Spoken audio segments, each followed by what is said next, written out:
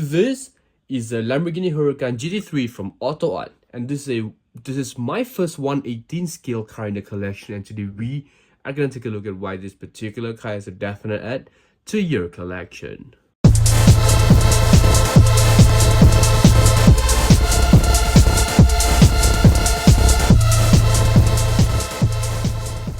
You heard me right. I do think this is an amazing add-on. This is my first 1/18 in the collection, guys. And there's this thing, this AutoArt key that comes, and we're gonna use this in a bit, so I'm just gonna leave it down here. The reason why I say it's definitely worth it is because this is actually my first 1/18 in the collection, guys. I've never had 1/18s before because they were, too pricey, etc., etc. And I never had something that obviously has a lot of good quality, right? Now, this particular casting, I bought this last year when I went to the Singapore Toy Convention. I think it's called SG Toy Con, right? And my buddy and I drifted in, and we bought 1/18s each, right? Obviously, he has got a bunch. This was my first 1/18. I think if you guys have seen the video, he got a Pagani, and I got this. Now, the reason why I got this is a couple of things. Number one, obviously, it's got opening features, and your boy loves opening features. Unfortunately, it doesn't open up as much as the Pagani, right? The only thing that opens up is the doors. But once you open up the doors, the interior details in this is phenomenal, and it makes it a lot worse. Now, you guys can also see I do have a little mini GT casting right here. Now, a lot of you were very keen to point out it's not the same car. It is not, I know. But it just looks so much nicer together. It looks so nice because, we all started from the 164s, right? And now to have a 1/18, which I would say somewhat kind of resembles, right? I think it's amazing. So here we have the Huracan GT3, right, guys? Now, this particular car, let me just carry it out for you guys, has the Pertamina sponsor sticker right there, right? The car by itself is relatively heavy, right? Considering it's a 1/18, obviously it's heavy, right? Now, one thing I'm pretty sure a lot of you don't usually get to see is the base of such cars, because usually there is a little base, right? For you, a lot of people don't really open the cars up, and so you don't really get to see the base. So I want to show you guys the base, guys. There's nothing much in the base. Obviously, it says AutoArt because that's where it is from, right there. It does say 1/18 Lamborghini Huracan GT3 right there, and it says crafted in China. It doesn't say made in China, y'all. It says crafted in China. Obviously, we've got a massive diffuser. The tires, they look so realistic. Like, they look like legit, like rubber race slicks, right? Which I think is phenomenal. And speaking of tires, right? Obviously, the wheels, they turn as well. Now, I know the way I'm handling this car, a lot of you might get triggered. And if you guys do, well, I do apologize. But at the same time, it's a die-cast model, so it's completely alright. I'm not really worried about it. I know, I've broken a lot of these wing mirrors and, rear wings, but I think this is going to be okay.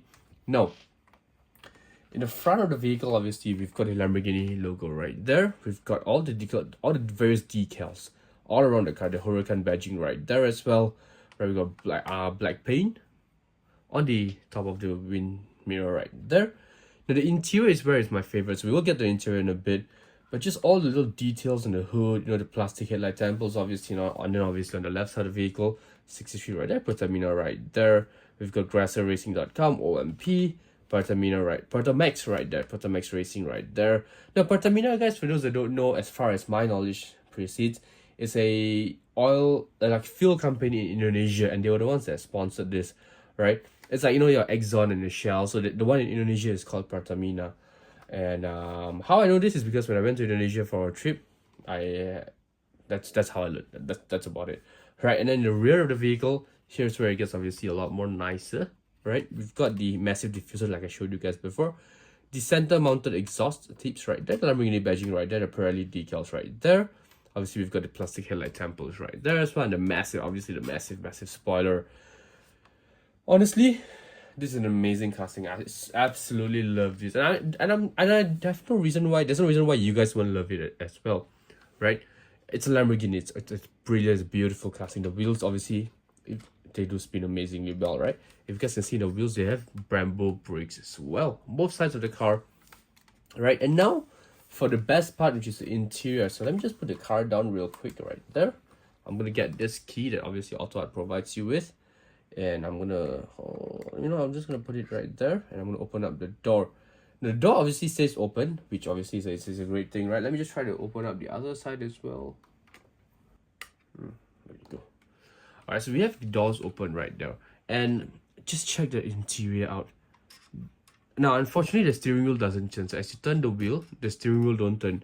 I know Beyond's Pagani does that, where the steering wheel turns. So I think that's a very cool feature. But this, unfortunately, doesn't turn.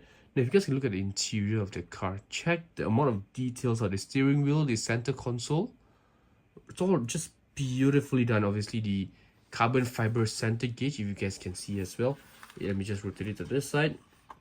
And obviously all the electronics are of the vehicle. GT3 is on the dashboard right there. The amazing white roll cage as well. I'll try to put some, some rollers for you guys, so at least the photo quality is a lot better than this. But I gotta say, all in all, I think this is beautifully done, man. What do you guys think? Do you think this is a definite add to your collection? Do you think it's worth collecting such a casting per se? I think it's okay. I think it's definitely a nice add to the collection. I think kind of just dabbling into 118s by itself is going to be very, very interesting, very, very fun. In fact, I bought this last December. It's not much as I'm recording this video. I've actually bought 2 other 118s that I'm also going to be doing a review very soon. So if you guys are interested in 118s, obviously be sure to subscribe to the channel. Remember to like, comment, share. I'm super excited, guys. I think 118s are a brilliant way to go. The only issue is that space. I have an issue with space, so until I've solved that, I don't think I'll buy a lot more 118s. But the moment I solve that whole issue with space, I think we're gonna go all out with 118s, guys. Once again, let me know in the comments what you guys thought about this particular casting. Let me know in the comments if you would also want to dabble into 118s just like I did.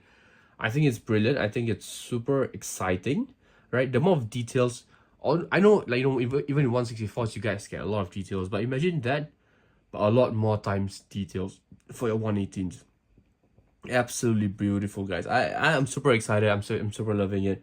And yeah, if you guys want to obviously dabble into 118s, the only thing I would say is be financially sound, be financially reasonable as well. This can cost a lot of money, so do a bit of research, know how much you're expected to pay, etc, etc. If you can afford them, obviously go for it.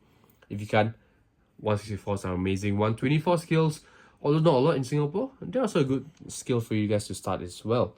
Let me know in the comments what you guys thought about this particular casting. Let me know in the comments if you guys would want to see more of such 118s. Guys, I'm super excited about this, but just like guys, this video is over. I'll see you in the next one, and I'm out. Peace.